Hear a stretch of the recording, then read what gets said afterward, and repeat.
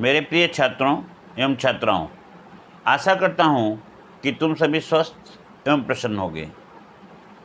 आज के इस वीडियो में मैं तुम्हें हिंदी गद्य संकलन के सती नामक पाठ का एक्सरसाइज कराने जा रहा हूँ।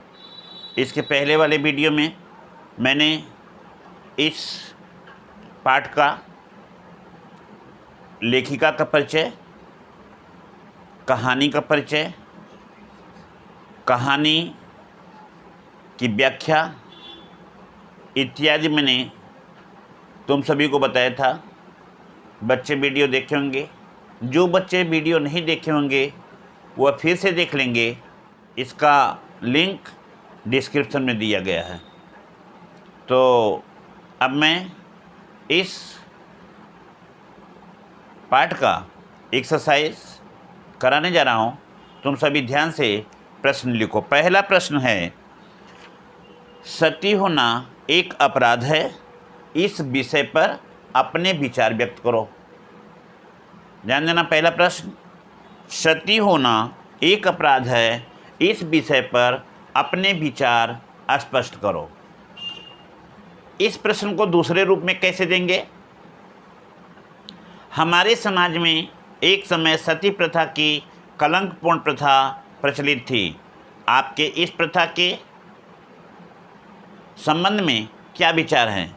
सती कहानी की पृष्ठभूमि से स्पष्ट करो। इस पर तीसरा प्रश्न हो सकता है, मदालसा का सती प्रथा में अटूट व अंधविश्वास था। क्या उसका वह विश्वास आज के दौर में कोई सार्थकता रखता है? तर्कपूर्ण उत्तर दो। इसका चौथा प्रश्न इस तरह हो सकता है, मदालसा की सहयात्रियाँ स्त्रियाँ उसके सती होने के विचार का किन किन तर्कों से विरोध करती हैं? युक्तिपूर्ण अपना तर्क प्रस्तुत कीजिए। तो ध्यान देना, जैसा कि तुम ये जान रहे हो, यह तुम्हारा एक प्रश्न बड़े प्रश्न के रूप में होगा, जिसका अंक इसके पहले तो 12.5 नंबर होता था, लेकिन शायद अभी चेंज हो गया है और यह अब 10 अंक के पूरे अंक में तुमको इसका उत्तर लिखना है। तो 10 अंकों के लिए यह प्रश्न तुमको मैंने 4 ठो बताया, 1 2 3 4 करके, और अब इसका मैं तुम्हें उत्तर बता रहा हूँ। सती कहानी में लेखिका शिवानी अपने एक यात्रा वृत्तांत का कहानी बताती हैं, जो घटना घटित होती है। उस कहानी के माध्यम से सती कहानी में लेखिका शिवानी ने मदालसा नामक एक ऐसी स्त्री का वर्णन किया है जो सती होने का ढोंग करती है। वास्तविकता तो यह है कि वह सती होने के विचार से केवल अभिनय के एक भाग के रूप में प्रस्तुत कर रही थी, परंतु इससे सहयात्रियों में एक निरंतर बहस छिड़ जाती है। सहयात्री कौन थी? एक लेखिका स्वयं शिवानी, दूसरी महाराष्ट्र की महिला मराठी भाषा बोलने वाली, और तीसरी पंजाबी जो समाज सेविका थी। तो इस तरह से ये तीनों उस मदालसा की सती होने के बात को सुन करके गौर करती हैं और यह समझती हैं कि आज के युग में क्या ऐसा भी विचार कोई कर सकता है? आज की स्त्रियां, आज की नारियां क्या सती के संबंध को स्थापित कर सकती हैं? इस तरह से आपस में विचार करती हैं। हमारे समाज में एक दौर ऐसा था जब सती प्रथा की कलंकपूर्ण भूमिका मानी जाती थी। जैसा कि तुम्हें बताए हैं, राजा राम मोहन राय ने सती प्रथा को बंद करने के लिए अंग्रेज़ों से कई बार अपनी बात कही, न मानते हुए अंत में अंग्रेज़ों को मानना पड़ा और सती प्रथा को बंद करना पड़ा। क्योंकि यह प्रथा कलंकपूर्ण प्रथा थी। मृत पति की चिता पर जीती हुई जागती स्त्रियां जाकर के अपने पति के साथ मृत्यु को गले लगाती थी। यही उनकी सती प्रथा होती थी।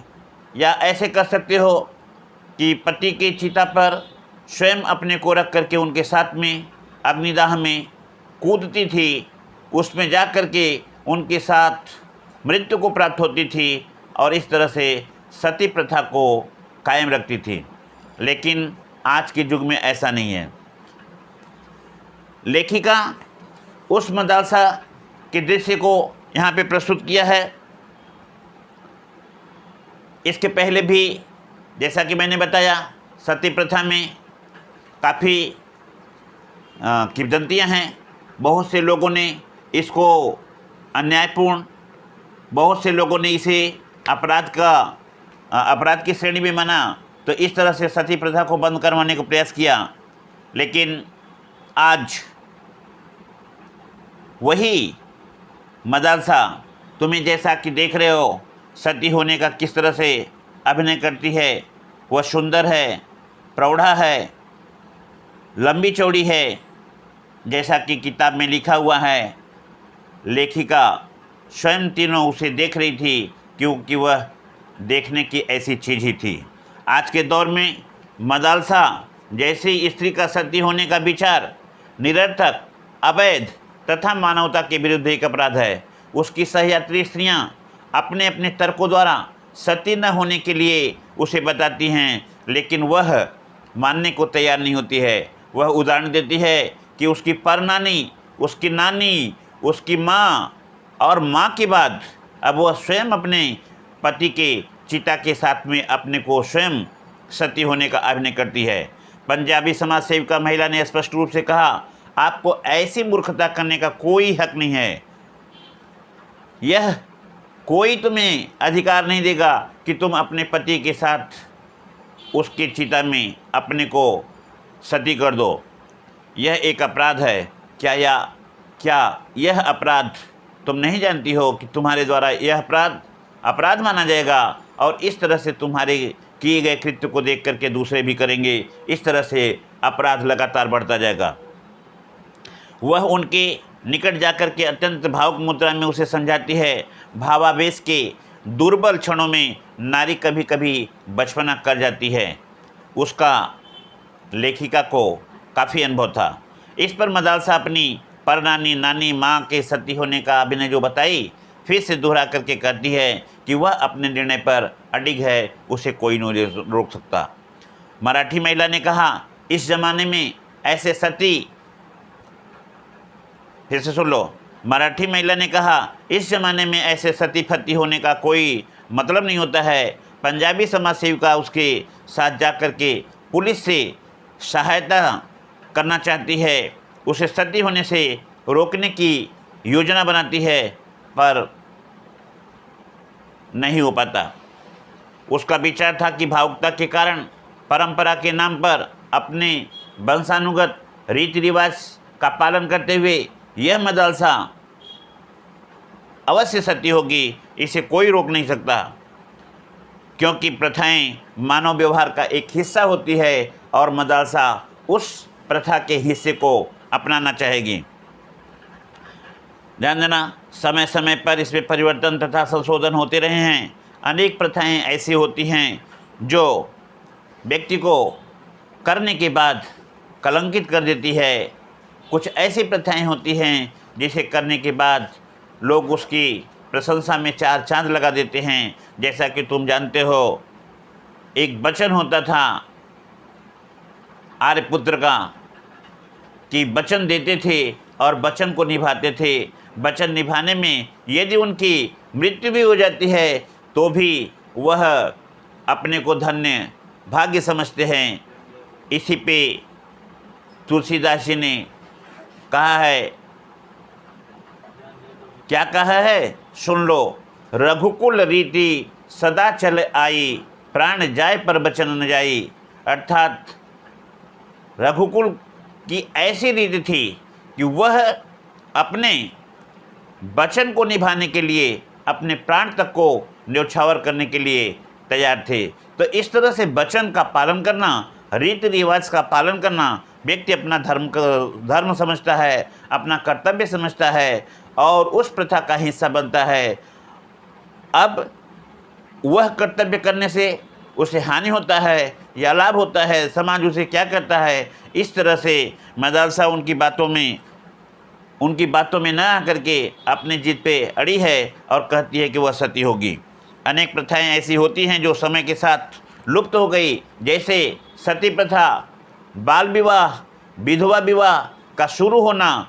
यह इस तरह से प्रथाएं हैं जो समाज को एक प्रेरणा देती है, समाज को अपने कर्तव्य पालन के लिए उद्घोषित करती है और यह कहती है कि समाज के लिए जो अच्छे हो कर्म वही करना चाहिए। तो यहाँ पे मैंने तुम्हें इस तरह के सती होना एक अपराध है इस विषय पर अपने विचार व्यक्त करने के लिए कहा। तो मैंने जो विचार था मैंने अपना विचार किया, तुम भी इसमें अपना विचार दे सकते हो। क्या सच में सती प्रथा होना ठीक है, सती प्रथा का निभाना सही है या गलत है? तुम अपने विचार भी रख सकते हो। आज के बच्चे, आज की लड़कियां इस बात को भी जानती हैं कि हमारे अधिकार क्या हैं, हमारे कर्तव्य क्या हैं। हमें समाज के लिए एक अच्छे मार्गदर्शन या टॉर्च बियरर का होना आवश्यक है। इसलिए हमें सोच समझ करके किसी भी कदम को आगे उठाना चाहिए। अब यहीं पे मैं इस प्रश्न के उत्तर को विराम देता हूँ, क्योंकि यह पूरे के पूरे तुम्हारे जो है प्रश्न के उत्तर हो चुके हैं। सती प्रथा ही एक ऐसी कलंकित प्रथा थी जिसे राजा राम मोहन राय, ईश्वरचंद विद्यासागर आदि महान पुरुषों ने मिलकर के अंग्रेज़ों से जो है इसे बंद करवाया और विधवा विवाह का प्रचलन किया। तो इस तरह से अब मैं यहीं पे अपने इस प्रश्न के उत्तर का समापन करता हूं। अब मैं दूसरे प्रश्न पे यहीं पे स्टार्ट करता हूं।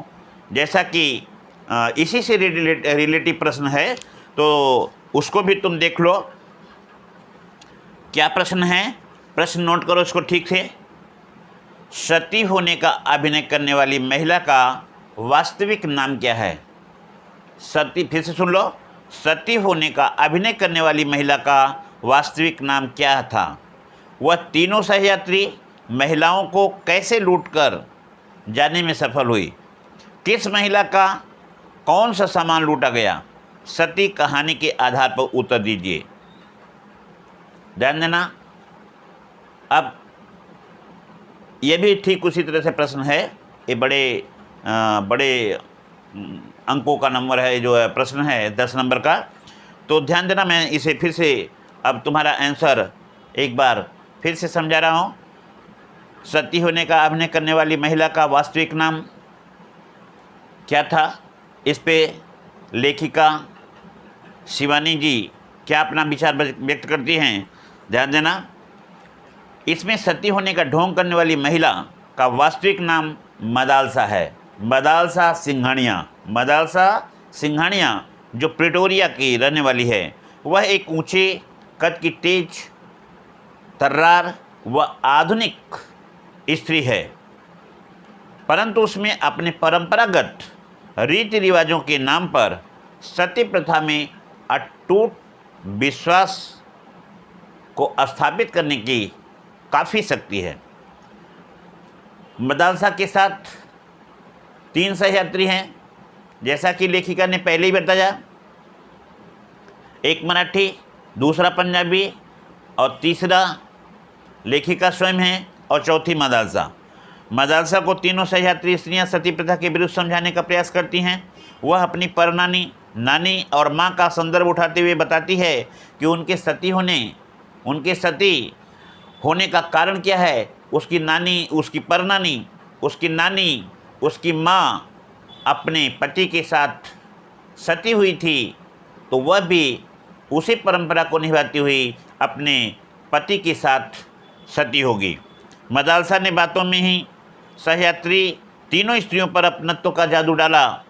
वह उसकी हर बात पर अक्षर से विश्वास करने लगी, यहाँ तक कि खाना खाने के विचार से भी वे तीनों पीछे उससे नहीं आगे आई, बल्कि वे तीनों अपने खाने को छोड़ करके उस मदालसा की टिफ़िन, जो कि काफ़ी स्वादिष्ट और सुगंधित था, वह तीनों खा जाती हैं और अपने तीनों टिफ़िन को छोड़ देती हैं, जिसे मदालसा खा जाती है।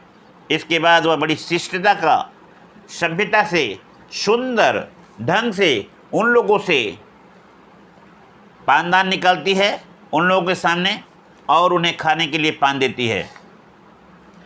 तीनों ही स्त्रियां पान खा करके बड़े आराम से सोती हैं और ऐसा लगता है कि उन सबके सोने के बाद जो मीठे मीठे मधुर सपने सजते हैं उसी में वो सब खो जाती हैं, उन्हें पता ही नहीं कि वह कहाँ पे हैं। मदालसा मिसेज बनोलकर का स्टील बॉक्स ले जाती है। ध्यान देना, मदालसा किसका क्या ले जाती है? तो मदालसा मिसेज बनोलकर का स्टील का बॉक्स ले जाती है। बॉक्स में उसके विवाह का जड़ाऊ सेट था। समाज सेविका पंजाबी स्त्री जो किसी आश्रम में भाग लेने जा रही थी, उसका सूटकेस ले गया, उसमें 10,000 रुपये रखे हुए थे, उसको भी लेके गई। इसके बाद लेखिका शिवानी जी का छोटा सा बटुआ, जिसमें वह मात्र 55 रुपीज़ 55 रुपीज़ रखी थी और आने का एक टिकट जो कि वापसी के था, उसे लेकर के चली गई।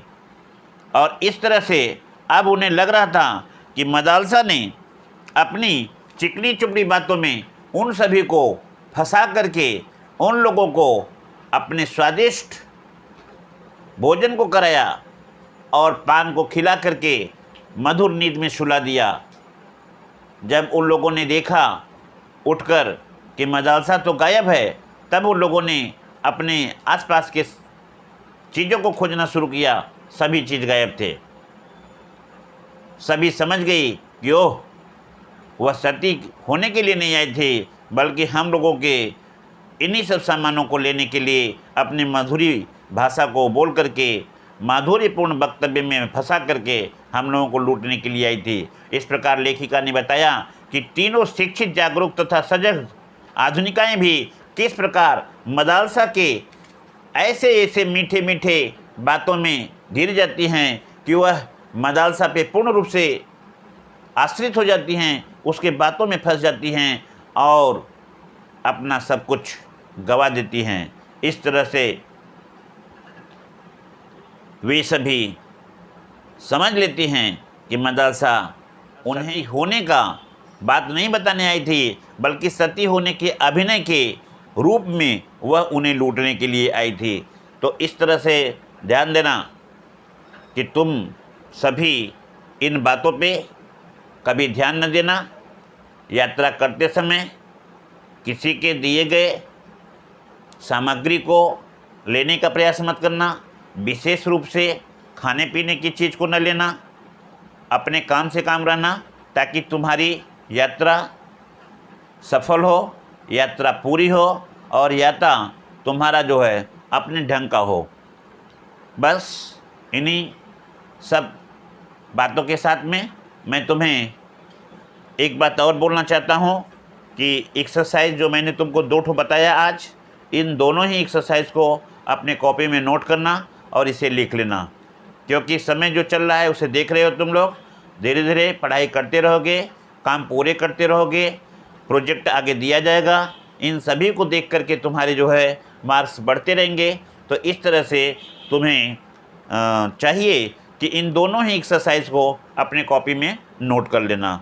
ठीक है, मैं यहीं पे अब तुम लोगों को बोल रहा हूँ कि इस तरह से अपने कार्य में सक्रिय रहना और दूसरे की बातों पे ध्यान मत देना। यहीं पे मैं अपने क्वेश्चन के आंसर का विराम देता हूँ। धन्यवाद।